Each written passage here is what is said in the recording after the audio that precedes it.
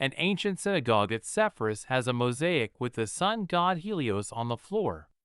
This surprises some people, as viciously monotheistic as both Jews and Christians have been since the Middle Ages. It similarly surprises a lot of people when they first start getting into early Christian writings how easily some of the various Gnostic sects adopted the ideas of various levels of divine beings into their pantheon. Those that start reading the Greek classics are surprised to find that the reason that Socrates was convicted for speaking against the gods. He was given the opportunity to defend himself, with a debate between himself and someone defending the Greek pantheon. He lost, by the way, and once he lost he was condemned to execution. And you thought our debates were intense. I have to admit, the arguments of Socrates' opponents are pretty compelling. They're even more compelling now that I've learned some Greek. It may surprise you to learn that several Greek gods are mentioned in the New Testament. Helios is mentioned 32 times. Hades is mentioned 11 times. Thanatos, though a less-known Greek god today, is mentioned 119 times in the New Testament. The process of translation can be leveraged to hide this from us. It shouldn't really surprise us that Greek gods are mentioned in the New Testament, though. After all, Near East gods are mentioned in the Old Testament. Ashtoreth, Azazel, and Baal are three well-known examples. The surprising thing is that the Greek gods I mentioned don't get quite the same negative press in the New Testament as the mentioned Near East gods. For example, we get statements like, "There shall be signs in Helios and Selene, and in the stars, and in Gia," in Luke 21 verse 25. That's hardly the same level of condemnation that Baal gets in the Old Testament. Of course, the thing that's going to stand out to a bunch of people is that I think the arguments used against Socrates were pretty convincing. I bet you're wondering which arguments those are that I found so convincing. Well, they are pretty simple, actually. The opposing side simply went outside and pointed to Helios. I've joked with some friends that this wouldn't have worked in the areas of my ancestors. My ancestors told stories passed down to them from their grandfathers about the day that big, yellow monster that hides behind the clouds came out and turned everyone's skin red and caused them to peel for weeks. So if it looks like the cloud cover is clearing, hide. In reality, it probably wasn't actually that bad, even in Northern Europe. Though my complexion does suggest it was possible. In fact, if you went to Greece today and asked people through one of those new translation devices, "Do you believe in Helios?" they would probably say that they do. Then if you asked why, they would point up and say, "He's right there." In fact, if you go to Google Translate right now and translate, "Do you believe in Helios?" to Greek, you get pi iota sigma epsilon epsilon iota sigma omicron nu lambda iota omicron. But if you feed that back into the translator to translate back to English, you get, "Do you believe in the sun?" Which gets to the heart of the problem. Helios was just the name that they gave to the big, bright, yellow ball that gives daylight, and it still is.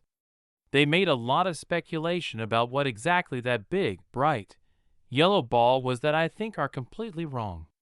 They thought Helios was a chariot carried across a crystal road in the sky by giant horses. I think Helios is a giant ball of hydrogen fusing into helium under immense gravity. They thought that Helios put his horses in a stable and slept at night.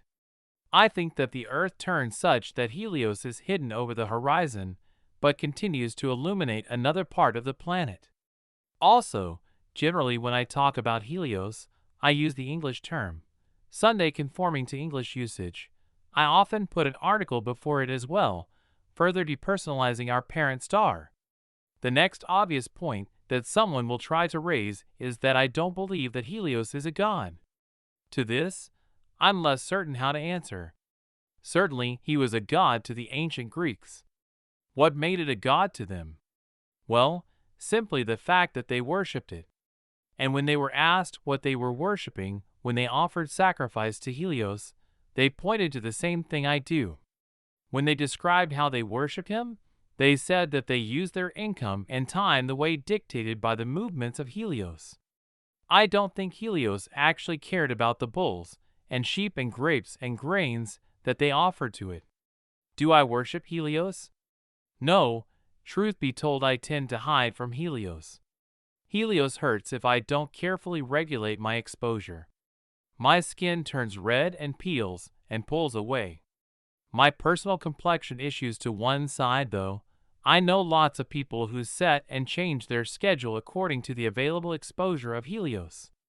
Masochists that they are, when Helios is visible, they will plan trips to the beach and wear less clothing and stroll outside on purpose. They will cancel an opportunity to go see a movie just so they can spend more time basking in the glory of Helios. They will take time off work and run off to the beach for a weekend to get more time with Helios. Hotels have replaced temples, and their managers are the new priests to Helios.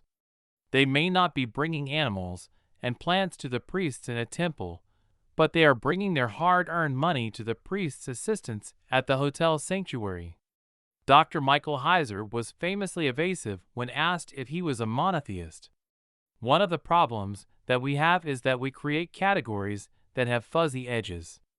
I don't worship Helios, but hundreds of thousands of people around the world in first world countries engage in activities suspiciously close to those of the ancients who did. Even in my case, not engaging in these Helios chasing and doting activities has nothing to do with a fear that I'll be seen as an idolater, but simply a fascinating quirk of biology and ancestry where more people who absorbed vitamin D thrived in the cloud-covered wilderness of my ancestors.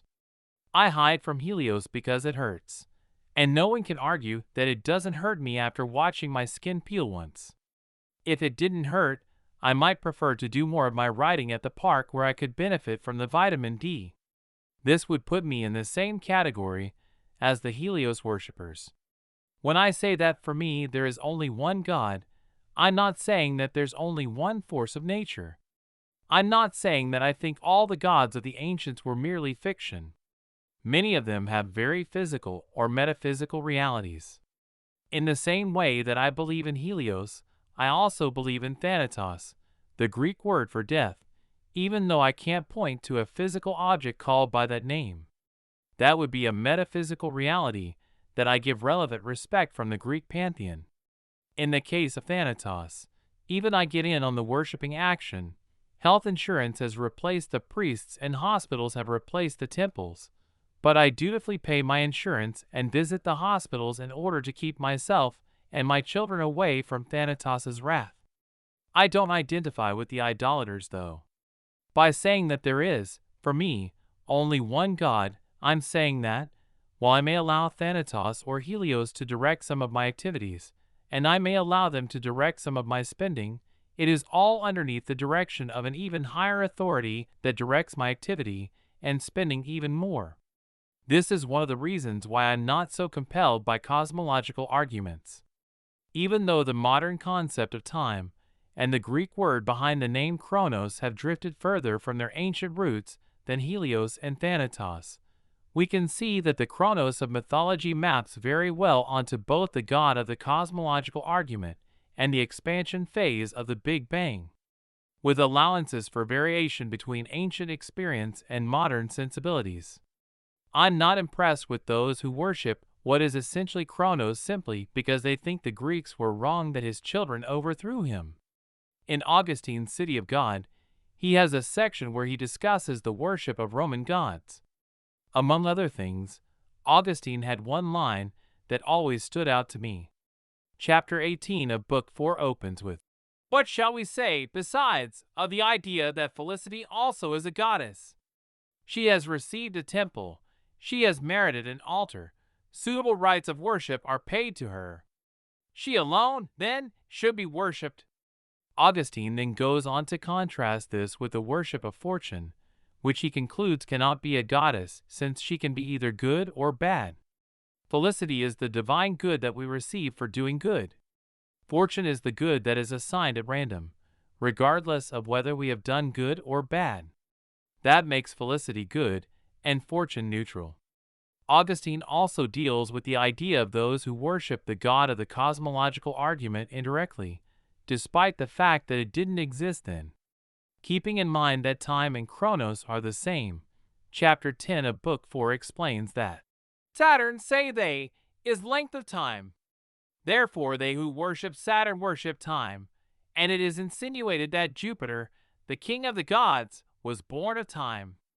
For as anything unworthy said when Jupiter and Juno are said to have been sprung from time, if he is the heaven and she is the earth, since both heaven and earth have been made, and are therefore not eternal? And then in chapter 23, he goes on to say, but how does it happen, if their books and rituals are true, and Felicity is a goddess, that she herself is not appointed as the only one to be worshipped, since she could confer all things, and all at once make men happy? For who wishes anything for any other reason than that he may become happy? Why was it left to Lucullus to dedicate a temple to so great a goddess at so late a date, and after so many Roman rulers? Why did Romulus himself, ambitious as he was of founding a fortunate city, not erect a temple to this goddess before all others? Why did he supplicate the other gods for anything, since he would have lacked nothing had she been with him? For even he himself would neither have been first a king, then afterwards, as they think, a god, if this goddess had not been propitious to him. Why, therefore, did he appoint as gods for the Romans Janus, Jove, Mars, Picus, Faunus, Tibernus, Hercules, and others, if there were more of them? Why did Titus Tatius add Saturn, Ops, Sun, Moon, Vulcan, Light, and whatever others he added, among whom was even the goddess Cloacina, while Felicity was neglected? Why did Numa appoint so many gods, and so many goddesses without this one? Was it perhaps because he could not see her among so great a crowd? Certainly King Hostilius would not have introduced the new god's fear and dread to be propitiated if he could have known or might have worshipped this goddess. For, in presence of Felicity, fear and dread would have disappeared. I do not say propitiated, but put to flight. So even Augustine would rather see us worship the god of the moral argument than the god of the cosmological argument, even though neither argument existed in their full forms during his time. This is the problem with putting the cosmological argument first in our theological discussions. Anything can be a god to us if we worship it, if we allow it to set the times and purpose of our life. To object that we no longer worship Helios or Thanatos is not entirely true. We've changed the look of their temples and the clothing of their priests, but we still worship them.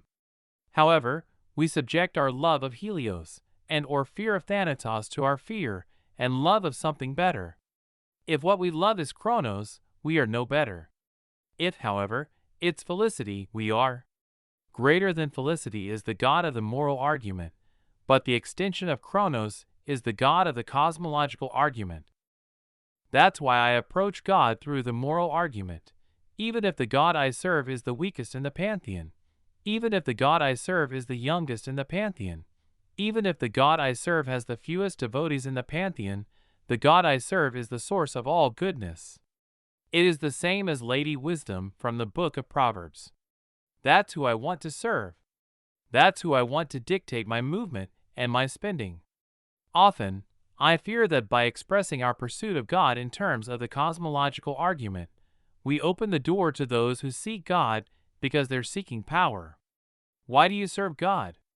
Is it because He is the source of power, or because He's the source of good?